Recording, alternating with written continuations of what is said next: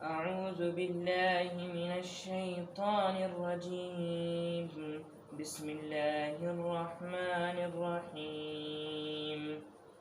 يا أيها الذين آمنوا استعينوا بالصبر والصلاة إن الله مع الصابرين.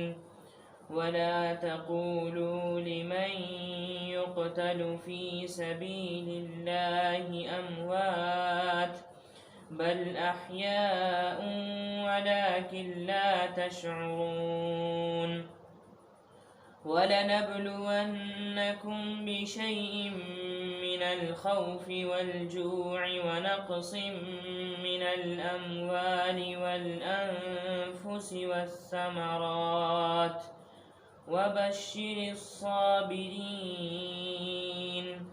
الذين إذا أصابتهم مصيبة قالوا إنا لله وإنا إليه راجعون. أولئك عليهم صلوات من ربهم ورحمة وأولئك هم المهتدون. صدق الله العظيم. الحمد لله رب العالمين والصلاة والسلام على سيد المرسلين وعلى آله وأصحابه الغر الميامين. أعوذ بالله من الشيطان الرجيم. بسم الله الرحمن الرحيم. يا أيها الذين آمنوا استعينوا بالصبر والصلاة إن الله مع الصابرين. اس سے پیشتر آیات میں تحویل قبلہ کا تذکرہ ہے. تحویل قبلہ کے بعد دشمنان اسلام کی طرف سے اسلام پر، رسول اللہ صلی اللہ علیہ وسلم پر اور مسلمانوں پر کثرت سے اعتراضات ہوئے اور ان کی یلغار وہ شدید سے شدید تر ہوتی چلی گئی. اس تناظر میں مسلمانوں کو اللہ کی طرف سے یہ ہدایت اور رہنمائی دی جا رہی ہے کہ ان کو دشمنان اسلام کے اس برتاؤ کے مقابلے میں کیا کرنا ہے. اللہ کا خطاب مسلمانوں سے ہے، اہل ایمان سے ہے. اے ایمان والو، استعینوا بالصبر والصلاۃ، مدد حاصل کرو صبر کے ذریعے اور نماز کے ذریعے سے. ان اللہ مع الصابرین، اور بشارت سنائی جا رہی ہے بے شک اللہ صبر کرنے والوں کے ساتھ ہے. یعنی ان میں بتلا دیا گیا کہ حالات کشیدہ ہوں گے، مصیبتیں آئیں گی، پریشانیاں آئیں گی، لیکن اہل ایمان کو صبر کرنا ہے. اور صبر کا مطلب یہ نہیں ہے کہ بے کسی اور بے بسی اور مجبور محض بن کر وہ بیٹھ جائیں، یہ مطلب نہیں ہے. بلکہ صبر کا مطلب یہ ہے کہ ان کو استقامت کے ساتھ رہنا ہے، دل جمعی کے ساتھ رہنا ہے، حوصلے بلند رکھنا ہے، اور اللہ کا جو کچھ ان سے مطالبہ ہے، جو کچھ اللہ کا حکم ہے، اس پر ان کو عمل پیرا رہنا ہے. یہ صبر سے مراد یہ ہے. اور دوسری بات ان سے کہی جا رہی ہے والصلاۃ، اور نماز کا بھی اہتمام کرنا ہے. نماز کا اہتمام کرنے سے بھی جو کچھ انسان کو حزن و ملال ہوتا ہے وہ کم ہوتا ہے. دونوں گویا کہ نماز اور صبر یہ مسلمانوں کو بتلا دیا گیا کہ یہ ڈھال ہیں.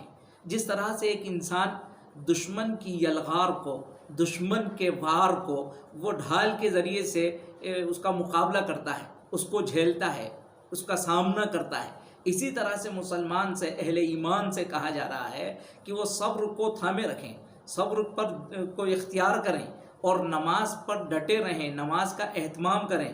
یہ دونوں چیزیں ان کو تسکین قلب حاصل کرے گی، ان کو دنیا کے اندر بھی چین اور سکون نصیب ہوگا اور اللہ کی رضا و خوشنودی بھی ہوگی.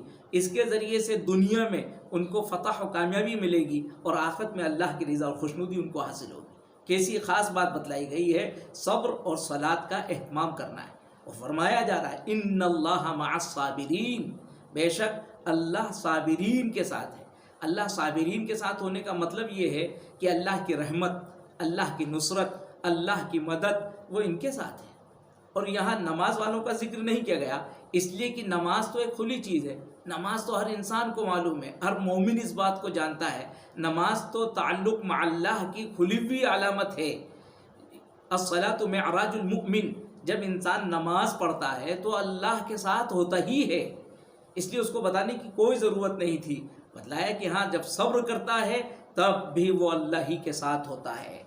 اس کے بعد پھر زندگی میں وہ حوادثات، وہ واقعات جو انسانوں کو پیش آتے رہتے ہیں، ان میں بھی ان کو کیا کرنا ہے اس کی رہنمائی آگے دی جا رہی ہے۔ اور خاص طور سے ان آیات کے سلسلے میں فرمایا گیا کہ غزوہ بدر کے بعد یہ آیتیں نازل ہوئی، اور غزوہ بدر میں آپ کو معلوم ہے کہ 14 مسلمان شہید ہوئے تھے۔ بس اس موقع سے منافقین کو اچھا موقع ملا کہ وہ دسیسہ کاری کریں، مسلمانوں کو ورگلائیں کہ یہ محمد رسول اللہ صلی اللہ علیہ وسلم تو مدینے میں یہ مصیبت بن کر آئیں، یہ اس طرح سے تمہارے لیے موت کا تازیانہ ہے، الیاذ باللہ۔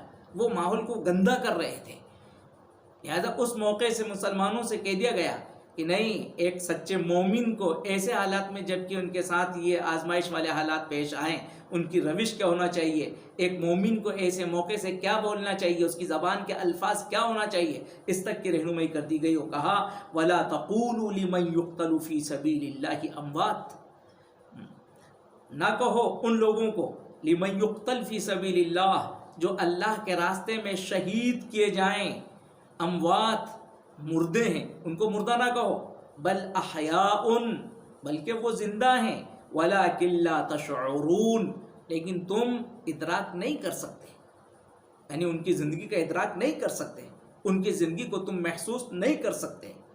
یہ بات کہی گئی کہ وہ لوگ جو اللہ کے راستے میں جام شہادت نوش کر لیتے ہیں وہ مردہ نہیں ہیں بلکہ وہ زندہ ہیں۔ تو یہ جو بات کہی جا رہی ہے کہ وہ مردہ نہیں ہے، ان کو مردہ نہ کہو، اس کا مطلب یہ نہیں ہے کہ ان کی موت کا انکار کیا جا رہا ہو۔ موت تو برحق ہے، موت تو ہر انسان کو آنا ہے، کل نفس ذائقۃ الموت، ہر انسان کو موت آنا ہے، موت کا مزہ سب کو چکھنا ہے، انسانوں کو موت آنا ہے، جناتوں کو موت آنا ہے، فرشتوں تک کو موت آنا ہے، جب نباتات اور جمادات کو سب کو موت آنا ہے۔ اگر موت نہیں آئے گی تو صرف خالق ارض و سماوات کو نہیں آئے گی۔ کل من علیہ فان، اس زمین پر جتنی بھی سب چیزیں ہیں وہ سب کی سب فنا ہونے والی ہیں، صرف اللہ کی ذات وہ باقی رہنے والی ہے۔ تو یہاں ان کی موت سے انکار نہیں کیا جا رہا ہے، در حقیقت یہ ان کے امتیاز کو، بلکہ ان کے شان امتیازی کو اس اسلوب کے اندر بتلایا جا رہا ہے۔ وَلَا تَقُولُوا لِمَنْ يُقْتَلُ فِي سَبِيلِ اللَّهِ اموات، اموات یہ خبر ہے، مبتدا یہاں پر محذوف، یعنی ہم اموات، یہ نہ کہو کہ وہ مردے ہیں، بل احیاء، یعنی بل ہم احیاء، بلکہ وہ تو زندہ ہیں۔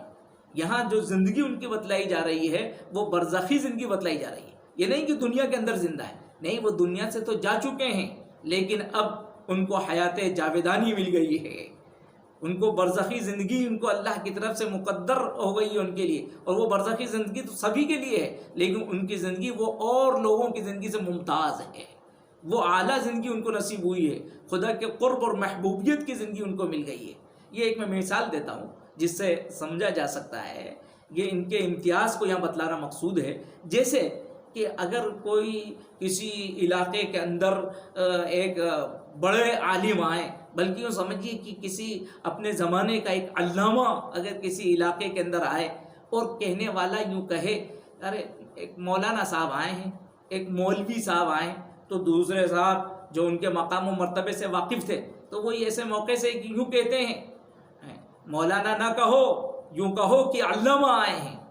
تو اب جو یہ بات کہی گئی ہے کہ یوں کہو کہ وہ علامہ آئے ہیں، تو اس کا مطلب یہ نہیں کہ ان کے مولانا ہونے کا انکار ہے، نہیں، مولانا ہونے کا تو اعتراف ہے، لیکن مولانا سے بھی بڑھ کر ان کا امتیاز تو علامہ کا ہے، ان کا امتیاز عام مولوی سے بڑا ہے، یہ بتانے کے لیے یہ بات کہی گئی۔ بالکل اسی طرح سے ان کا شہداء کا امتیاز، ان کا مقام بلند بتلانے کے لیے کہا گیا کہ ان کو یوں نہ کہو مردے ہیں، جیسے عام لوگ اپنے بستروں کے اوپر مر جاتے ہیں اس طرح سے وہ بھی موت پا گئے، یہ نہیں، ان کی موت وہ شان امتیازی رکھتی ہے، بلکہ وہ زندہ ہیں، خدا کی رحمت سے فیضیاب ہو رہے ہیں، اس کے بتلانے کے لیے بات کہی گئی. بل احیاء ولکن لا تشعرون. اور آگے کہہ دیا گیا کہ ان کی جو حیات ہے، یہ زندگی ہے، یہ وہ زندگی ہے جس کو تم ادراک نہیں کر سکتے، جس کو تم محسوس نہیں کر سکتے، تم نہیں سمجھ سکتے. ظاہر ہے کہ برزخی زندگی کا ادراک، اس کا احساس ہم اس دنیا کے اندر نہیں کر سکتے ہیں. بہرحال یہ ان کی شان بلندی کو بتلانے کے لیے بات کہی گئی ہے. پھر آگے مسلمانوں سے کہہ دیا گیا وَلَنَبْلُوَنَّكُمْ بِشَيْءٍ مِّنَ الْخَوْفِ وَالْجُوعِ وَنَقْصٍ مِّنَ الْأَمْوَالِ وَالْأَنفُسِ وَالثَّمَرَاتِ وَبَشِّرِ الصَّابِرِينَ. یہ جو آزمائش ہوئی ہے، یہ کوئی ایسا نہیں ہے کہ یہ پہلی مرتبہ اور یہ آخری مرتبہ آزمائش ہے. اس طرح کی آزمائشیں جیسے غزوہ بدر میں ہوئی ہیں ایسی ہوتی رہیں گی. اللہ اہل ایمان کو آزماتے رہیں گے. اور بتلایا گیا وَلَنَبْلُوَنَّكُمْ، ہم ضرور تمہاری آزمائش کریں گے. بِشَيْءٍ مِّنَ الْخَوْفِ وَالْجُوعِ. لیکن قربان جائیے قرآن مجید کے اس اسلوب پر. اللہ کی طرف سے امتحان ہوگا، لیکن امتحان ایک دائرے کے اندر ہوگا. بِشَيْءٍ، یہ کہہ دیا گیا کچھ ہوگا. ایسا امتحان نہیں ہوگا جو تمہاری استطاعت میں نہ ہو، جس کو تم برداشت نہ کر سکو. نہیں، امتحان ہوگا، اور تھوڑا امتحان ہوگا. من الخوف، خوف کے ذریعے سے ہوگا. دشمنوں کا خوف ہوگا، آسمانی اور زمینی آفات کا خوف ہوگا.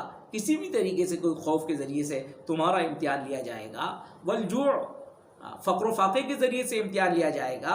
وَنَقْصٍ مِّنَ الْأَمْوَالِ وَالْأَنفُسِ وَالثَّمَرَاتِ، مال، جان اور پھلوں کی کمی کے ذریعے سے امتحان لیا جائے گا. تمہارے مال میں کمی ہو جائے گی، تمہارے جان میں کمی ہوگی، اور تمہارے ثمرات میں کمی ہوگی. ثمرات کا مطلب پھل فروٹ، کھیت باڑی، سب اس کے اندر آ گئے. بعض لوگوں نے ثمرات سے اولاد بھی مراد لی ہے. انسان کی بہترین کمائی، بہترین پھل اس کی اولاد بھی ہے، کہ اولاد کی کمی سے اللہ امتحان لیں گے. بہرحال اس طرح سے یہ امتحان دنیا میں ہوگا، یہ اللہ کی طرف سے ہوگا، اور یہ امتحان تھوڑا ہی ہوگا. اور اس میں تمہیں جمے رہنا ہے، ڈٹے رہنا ہے، اللہ کے حکم کو اختیار کرنا ہے. اور جو ایسا کریں گے اللہ کی طرف سے ان کو بشارتیں سنائی جائیں. حضرت رسول پاک صلی اللہ علیہ وسلم کو سب سے پہلے حکم ہوا وَبَشِّرِ الصَّابِرِينَ، صابرین کو آپ خوشخبری سنا دیجیے. اور وہ خوشخبری کیا ہے؟ وہ ابھی بعد میں آ رہی ہے. اولئک علیہم صلوات من ربہم ورحمہ.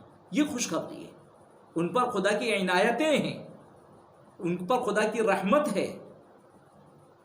جو صبر کرتے ہیں، ڈٹ جاتے ہیں، اللہ کے احکام پر جمے رہتے ہیں، اللہ کی رحمتیں جھوم جھوم کر ان پر برستی ہیں. یہ بات بتلائی گئی ہے وَبَشِّرِ الصَّابِرِينَ. اور صابرین، ظاہر ہے کہ اب ان کو صبر کب کرنا ہے، تو وہ بھی بتلایا الَّذِينَ إِذَا أَصَابَتْهُمْ مُصِیبَہ. جب کہ ان کو کوئی مصیبت پیش آتی ہے تو وہ یوں کہتے ہیں. صابرین کی زندگی بھی بتلا دی گئی ہے. صابرین کون ہیں؟ صابرین تو وہ ہیں جو یوں کہتے ہیں مصیبت پیش آنے پر قالوا انا للہ وانا الیہ راجعون. کہتے ہیں کہ بے شک ہم اللہ کے ہیں اور ہم اللہ ہی کی طرف واپس ہونے والے ہیں. یعنی ان کی زبان کے الفاظ یہ ہوتے ہیں، وہ شکوہ و شکایت نہیں کرتے، وہ کسی طرح کا واویلا نہیں کرتے مصیبت پر، بلکہ وہ ایک مومنانہ الفاظ اپنی زبان کے اوپر جاری کرتے ہیں، مومنانہ الفاظ کو بولتے ہیں، اور اس طرح سے اپنے ایمان کا اظہار کرتے ہیں. انا للہ وانا الیہ راجعون. اولئک علیہم صلوات من ربہم ورحمہ. پھر اللہ کی طرف سے ان کے اوپر رحمتیں ہوتی ہیں. صلوات جمع کے ساتھ بات کہی گئی ہے. عنایتیں ان کے اوپر ہوتی ہیں، نوازشیں ان کے اوپر ہوتی ہیں، اور رحمہ اور رحمت بھی ہوتی ہے. اب یہ صلوات من ربہم ورحمہ جو بات کہی گئی ہے، صلوات اور اس کی نسبت من ربہم کر کر، یعنی خصوصی رحمتیں ان کے اوپر ہوتی ہیں، اور جو عام رحمتیں وہ بھی ان کے اوپر ہوتی ہیں. لیکن کن سعادت مندوں پر؟ جو مصیبت کے وقت میں صبر کرتے ہیں. الذین اذا اصابتہم مصیبہ. مصیبت کیا ہے؟ مصیبت کے سلسلے میں حضرت رسول پاک صلی اللہ علیہ وسلم نے خود ارشاد فرمایا کل معاذ المؤمن فهو مصیبہ. ہر وہ چیز جو مومن کے لیے باعث تکلیف ہو وہ مصیبت ہے، چاہے وہ چھوٹی ہو یا بڑی ہو. ایک موقع سے حضرت رسول پاک صلی اللہ علیہ وسلم کا چراغ گل ہو گیا، تو آپ نے فوراً فرمایا انا للہ و انا الیہ راجعون۔ حضرت رسول پاک صلی اللہ علیہ وسلم سے ایک صاحب نے دریافت کیا کہ اللہ کے رسول اہوا مصیبہ، کیا یہ بھی کوئی مصیبت؟ اہیا مصیبہ یا رسول اللہ، کیا یہ بھی کوئی مصیبت ہے اللہ کے رسول؟ حضرت رسول پاک صلی اللہ علیہ وسلم اس موقع سے ارشاد فرمایا نعم کل معاد المؤمن فہو مصیبہ، کہ ہر وہ چیز جو مومن کو تکلیف پہنچائے بس وہ مصیبت ہے۔ تو جب بھی انسان کو کوئی مصیبت پیش آئے تو وہ اس طرح کی بات کہے قالوا انا للہ۔ کتنی بڑی بات کہی جا رہی ہے کہ یہ جو مصیبت پیش آئی ہے، چاہے وہ جان کی ہو، مال کی ہو، کوئی بڑی چیز نہیں ہے، یہ چیز ہم سے چھوٹ گئی ہے، ہمارے پاس سے چلی گئی ہے، کوئی افسوس کی بات نہیں ہے، انا للہ، ہم تو خود اللہ کے ہیں۔ مومن کسی چیز کے جانے کے اوپر افسوس نہیں کرتا، بلکہ وہ یہ کہتا ہے یہ چیز کیا حیثیت رکھتی ہے، ہمارا اپنا وجود، ہماری اپنی ذات وہ اللہ کی ہے، اور یہ دنیا ہی میں نہیں بلکہ ہم تو آخرت میں بھی اللہ ہی کے پاس جانے والے ہیں، وَإِنَّا إِلَيْهِ رَاجِعُونَ۔ تو یہ اس کا ایک عقیدے کا اظہار ہے، یہ صرف محض زبان کے الفاظ نہیں ہیں۔ تو مومن کو یہ محض زبان کے الفاظ نہیں کہ بس انا للہ و انا الیہ راجعون، بلکہ یہ چیز انسان کا ایک عقیدہ ہونا چاہیے، اس کے ذہن و دماغ پر، اس کے قلب و نظر میں یہ چیز اتری ہوئی ہو کہ بس اس کائنات کے اندر جو کچھ ہوتا ہے وہ اللہ کے حکم سے ہوتا ہے، اور یہ جو دنیا میں ہو رہا ہے وہ بھی اللہ کے حکم سے، اور آخرت میں جو کچھ ہوگا وہ بھی اللہ ہی کے حکم سے۔ جن کے عقیدے کے اندر ایسی پختگی ہوتی ہے، اللہ کی طرف سے رحمتیں ان کے اوپر برستی ہیں، اولئک علیہم صلوات من ربہم ورحمہ، اور پھر آگے فرما دیا گیا واولئک هم المہتدون، بس وہی لوگ رایاب ہیں، صحیح رخ کے اوپر رہنے والے، جنت کی راہ چلنے والے یہی لوگ ہیں۔ واولئک هم المہتدون، مہتدون کا مطلب کیا؟ یعنی دنیا کے اندر بھی صراط مستقیم کے اوپر رہنے والے، اور آخرت میں بھی اللہ کی رضا و خوشنودی کا پروانہ حاصل کرنے والے، یہی سعادت مند ہیں۔ بس اللہ رب العزت اس طرح سے مومنانہ زندگی میں گزارنے کی توفیق عطا فرمائے، جس میں صبر ہو، نمازوں کا اہتمام ہو۔ اور یہ جو بات کہی گئی ہے بالصبر والصلاۃ، اس سے مراد صرف عام نمازیں نہیں کہ بس 5 فرض نماز کی پابندی، بلکہ اس کا مطلب نوافل کی بھی پابندی، تعلق مع اللہ، فرائض تو ہونا ہی ہونا ہے، اس کے ساتھ ایسا کہ ایک نماز ایک مومن کی علامت بن جائے۔ اور ظاہر ہے کہ جب انسان کی زندگی ایسی ہو جاتی ہے صبر والی، نماز والی، تو اس کو تعلق مع اللہ نصیب ہو جاتا ہے، اور جس کو تعلق مع اللہ نصیب ہو جاتا ہے اس کے لیے دنیا کی ہر کلفت وہ ہیچ ہو جاتی ہے، بے حیثیت ہو جاتی ہے، اور بس اس کی نگاہیں بلند ہو جاتی ہیں، اور وہ جنت کا مشتاق اور اللہ کی رضا و خوشنودی کا عاشق اور دیوانہ ہو جاتا ہے۔ اللہ رب العزت یہ سعادت و توفیق ہم سب کو نصیب فرمائے، آمین یا رب العالمین۔